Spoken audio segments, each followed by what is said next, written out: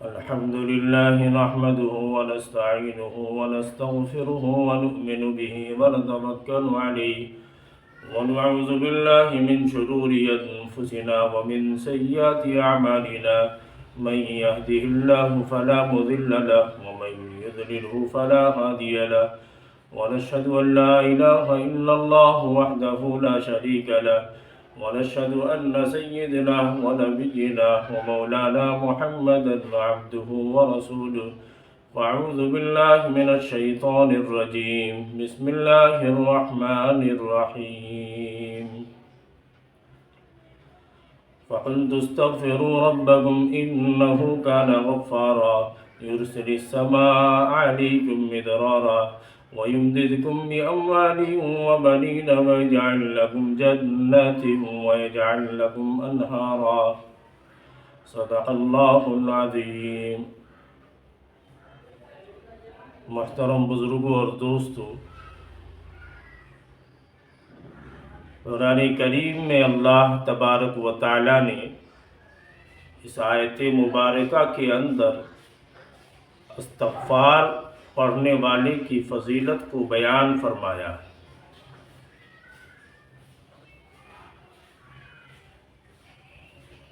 اللہ تبارک و تعالی نے قرآن کریم کی اس آیت میں سیدنا حضرت نوح علیہ السلام کی زبانی 5 چیزوں کا ذکر فرمایا ہے. نمبر 1 گناہوں کا معاف ہونا.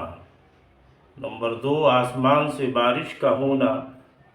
نمبر 3 غربت اور تنگدستی کا ختم ہونا. مالی مدد کا ملنا. بے اولاد کو اولاد کا ملنا. باغات حاصل ہونا.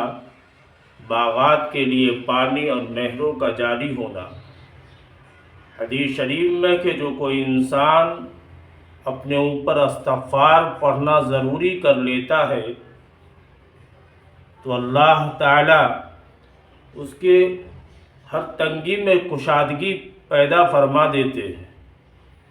نبی کریم علیہ السلام نے ارشاد فرمایا کہ استغفار کرنے والے کو اللہ تبارک و تعالی ایسی جگہ سے رزق عطا فرماتے ہیں وہ انسان کو وہم و گمان میں بھی نہیں ہوتا. علماء نے استغفار پڑھنے کی 3 شرطیں بیان فرمائی ہیں. توبہ استغفار کے قبول ہونے کی بھی 3 شرطیں ہیں. اول یہ ہے کہ اپنے کیے ہوئے گناہوں پر نادم اور شرمندہ ہونا.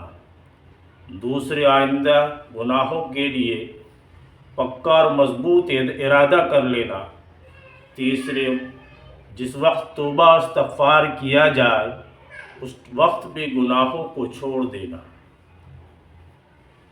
نبی کریم علیہ السلام نے ایک جگہ ارشاد فرمایا کہ میں روزانہ 70 یا 100 مرتبہ استغفار کرتا ہوں. تو میرے بھائی اور بزرگوں، ہم جیسے گنہگار لوگوں کو دن بھر میں کتنی مرتبہ استغفار کرنی چاہیے؟ نبی کریم علیہ السلام نے 100 اور 70 مرتبہ تذکرہ کر کے یہ ہم لوگوں کو بتلا دیا کہ ہم امتی کو دن بھر میں کتنی مرتبہ استغفار کرنی چاہیے.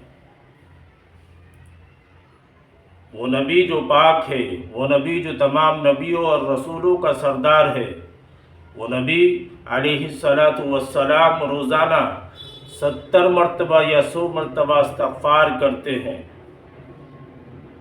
تو ہم لوگ اپنے گریبان میں جھانک کر کے دیکھیں جو صبح بھی شام بھی دوپہر بھی اللہ کی نافرمانی کرتے ہیں، گناہوں میں ملوث رہتے ہیں، جھوٹ بولتے ہیں، غیبت کرتے ہیں، چغل خوری کرتے ہیں.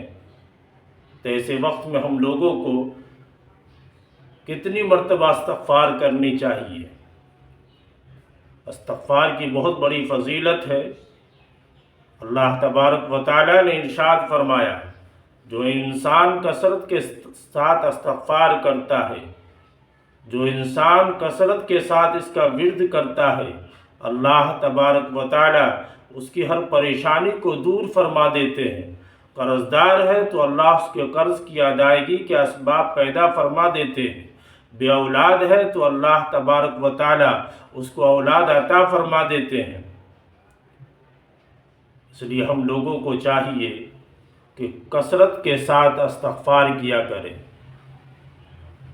علماء نے لکھا ہے کہ اگر کافر بھی استغفار کرنے والے ہو تو اللہ تبارک و تعالیٰ ان کو دنیا میں عذاب نہیں دیتے۔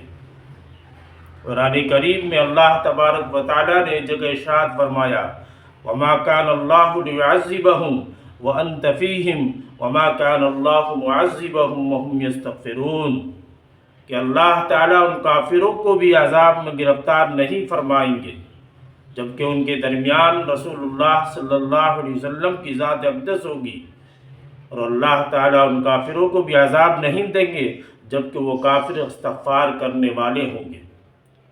اس لیے میرے بھائی اور بزرگوں، ہم لوگوں کو کثرت کے ساتھ استغفار کرنی چاہیے۔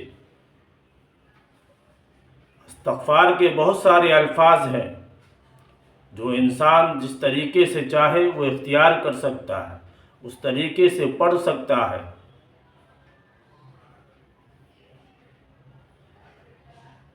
حدیث مبارکہ میں استغفار کرنے کے بہت ساری طریقے ہیں، میں یہاں پر 3 طریقہ آپ کو بیان کرتا ہوں۔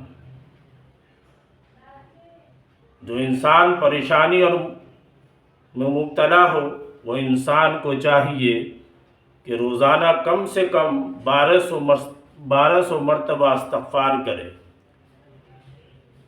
1200 مرتبہ نہیں کر سکتا ہے تو وہ انسان کو چاہیے کہ 313 مرتبہ استغفر اللہ ربی من کل ذنب واتوب الیہ پڑھا کرے۔